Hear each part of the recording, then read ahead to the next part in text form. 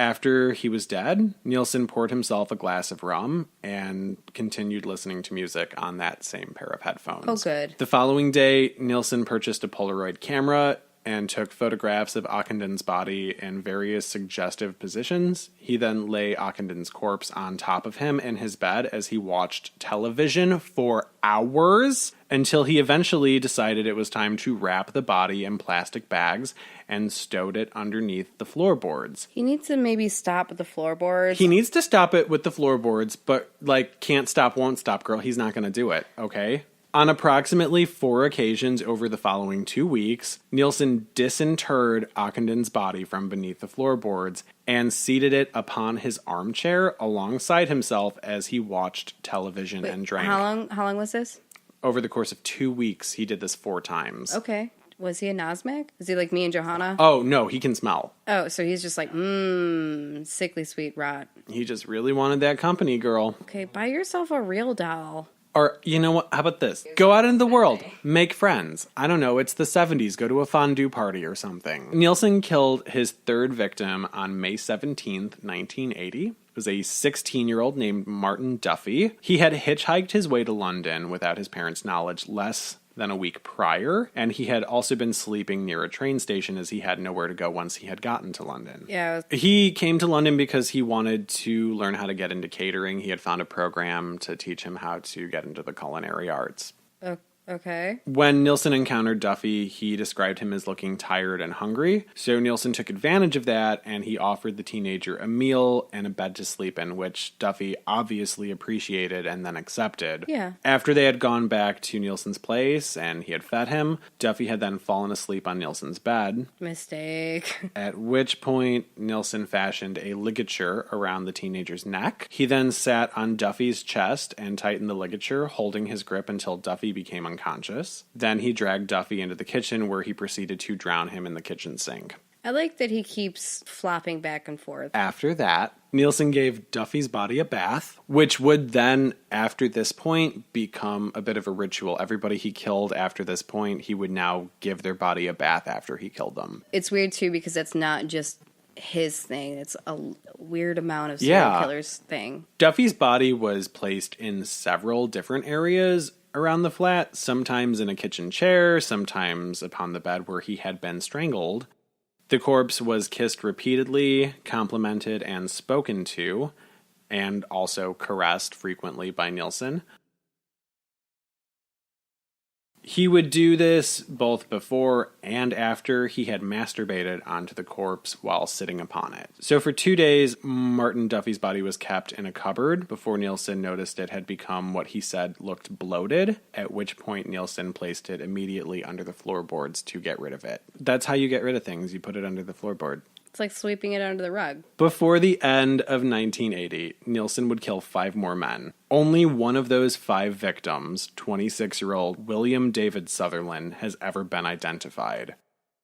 All of their bodies were also buried beneath the floorboards in the flat. Well, why would you stop when you've clearly found a good thing, you gross? If it's not broke, don't fix it. Because of the amount of bodies accumulating under the floorboards, yeah, as I'm sure you can imagine, the smell throughout the flat was basically unbearable, and insects were becoming a huge issue.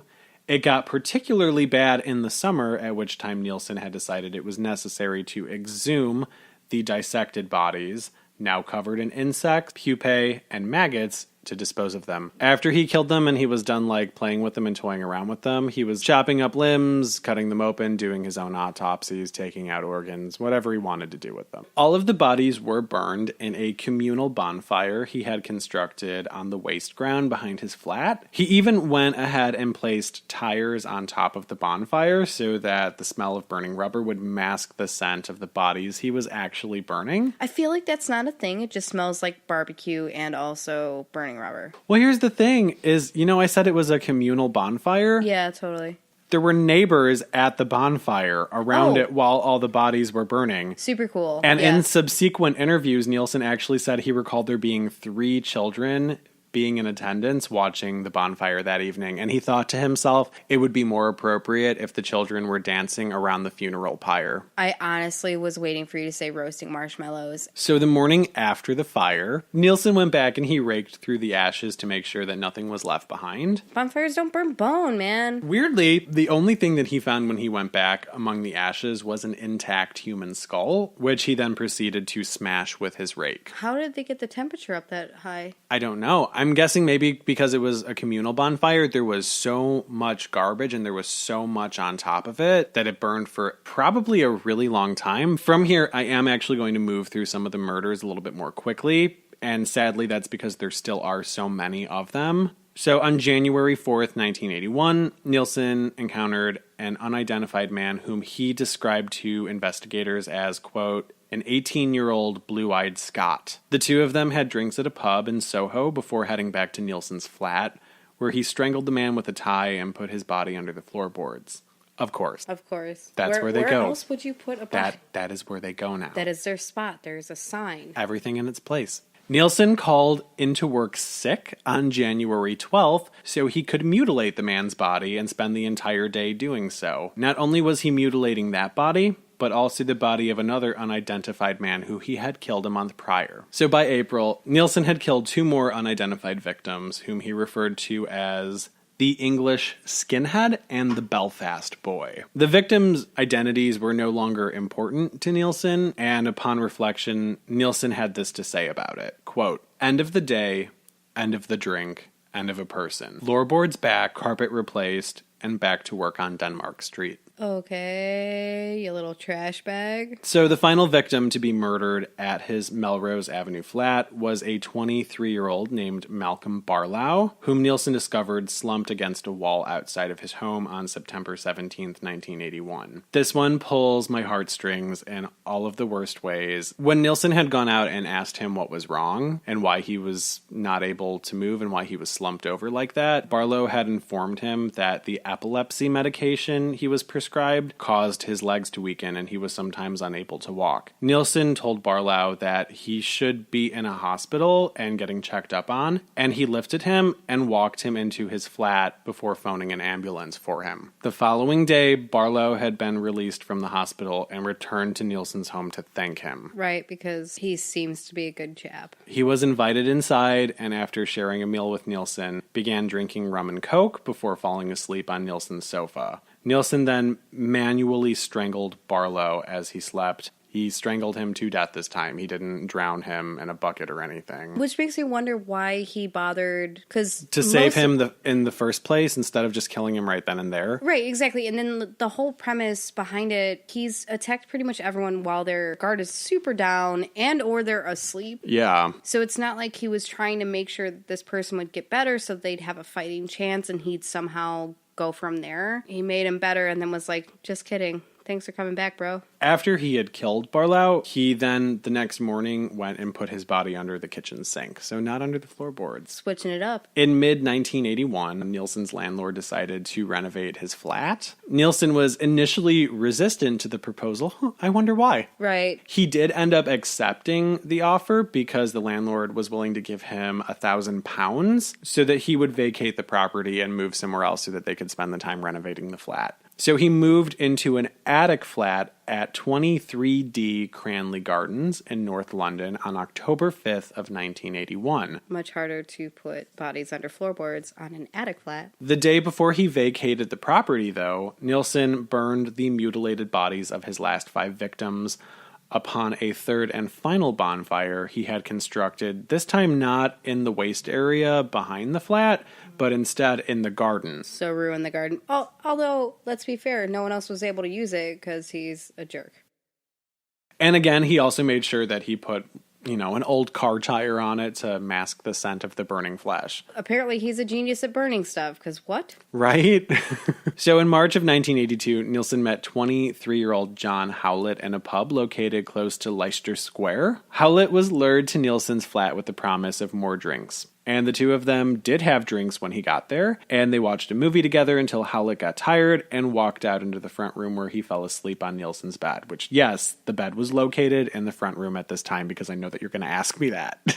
1 hour later, Nilsen unsuccessfully attempted to engage in sex with Howlett, and when he was denied and told to leave him alone, Nilsen then sat at the edge of the bed drinking his rum as he stared at Howlett before deciding that he wanted to kill him. So now he's actually having a moment where he's like, maybe. The interesting thing about it is the first few months that he had lived in the attic flat, because like you said, when you live in an attic and you don't have access to a garden or floorboards to put bodies under, it becomes very difficult for you to hide bodies in that apartment and to dispose of them. So he wasn't killing people the first few months that he was there. Until he figured out he could put them in the rafters? Because he didn't know what he was going to do with them. Howlett is really his first victim in this new place. And when he decides that he wants to kill him, he goes for it because he's going to go strangle him. But instead, Howlett fights back. Get it. Fight breaks out between the two of them. Howlett's fighting him back ferociously. Nilsen, unfortunately, was able to get him on the floor and began to strangle Howlett with an upholstery strap before returning to his living room where he was, quote, shaking from the stress of the struggle. He believed that he was going to be overpowered by Howlett and truly believed that he would get away, so it came as a shock to him that he was able to subdue him. On 3 occasions over the 10 minutes that followed, Nilsen unsuccessfully attempted to kill this victim after noting that he had resumed breathing, before deciding that he was going to fill his bathtub with water, render him unconscious again, and drown him. Going by the standby. Also, once again, let's be fair. He's hoping for someone that's not going to fight back, and as soon as someone fights back, he's like, whoa, hold on. I'm not even expecting it. And he did fight back because for over a week after his murder, Nilsen bore the bruises of Howlett's fingers on his neck from the struggle. Also, too, I'm surprised that more people didn't notice that and be like, that's not normal. You have finger impressions all over your neck. So in October of 1982, Nilsen met 27-year-old Graham Allen, who was trying to hail a taxi at the time. And he started talking to him and invited him back to his place for dinner and drinks, as he usually does, where he then obviously strangled him and killed him. Then he kept the body in his bathtub for 3 days. Nilsen called off work on October 9th so he could dissect Allen's body on his kitchen floor. He called off sick again. On January 26th, 1983, Nilsen killed his final victim, 20-year-old Stephen Sinclair. At Nilsen's flat, Sinclair had fallen asleep in a drug and alcohol-induced stupor in an armchair as Nilsen sat nearby him listening to music. Nilsen approached Sinclair, knelt before him, and said to himself, quote, "Oh, Stephen, here I go again," before strangling Sinclair with a ligature he had constructed from a necktie and rope. He just really loves that necktie. Also, too, did we need the rope on top of it? Following his ritual of bathing the body, Nilsen put Sinclair's body on his bed, applied talcum powder all over it, and arranged 3 mirrors around the bed before lying next to the naked body. Several hours later, he turned Stephen's head towards him before he kissed his body on the forehead and said, quote, "Good night, Stephen." Wait, why did he put talc on him? I think that it might have been to sanitize and keep it clean. I'm not sure. It absorbs. It basically forms a film. So do you think maybe he did that so it wouldn't have decomposed as quickly? No, because it wouldn't do that. So after that, Nilsen fell asleep alongside the body and snuggled up with it in bed for a period of time. Okay. Nilsen, now because he has these bodies that he's accumulated, had been trying to flush bits and pieces of those bodies down the toilet since he no longer had access to an area where he could dispose of them with bonfires. Because plumbing works that way. It loves flushing solid pieces of items down it. Plumbing is finicky. I don't know why you'd think you could get away with that, right? So the plumbing at his building had become backed up and all of the tenants were furious. Together, all of them had decided that they were going to write a letter to the landlord demanding that the problem be taken care of. And that letter was written by Dennis Nilsen himself. As he was one of the enraged tenants, super pissed off that the plumbing was all clogged up, right? I've heard in a couple of the documentaries that I watched that people think he did that on purpose so that he could orchestrate his own capture. Honestly, after they caught him, he said that the day that the authorities showed up was the day that, quote, help arrived. They think that he wanted to be caught. When the plumber, Michael Catran, arrived and went down into the manhole, he obviously discovered all the bits and pieces of human remains down there. Because when you flush things down the toilet, sometimes they get stuck. The plumber then told his supervisor, Gary Wheeler, who said that he knew that something was wrong as well, but that they should leave it alone and not touch anything else until the next morning. The things that they had found, they had laid out to the side so that they could come back the next morning and see what else they could attain, because they knew that it kind of looked like human flesh. Right. And if there's some, there's probably at least more. And when they showed up at 7:30 a.m. the following morning, Katran and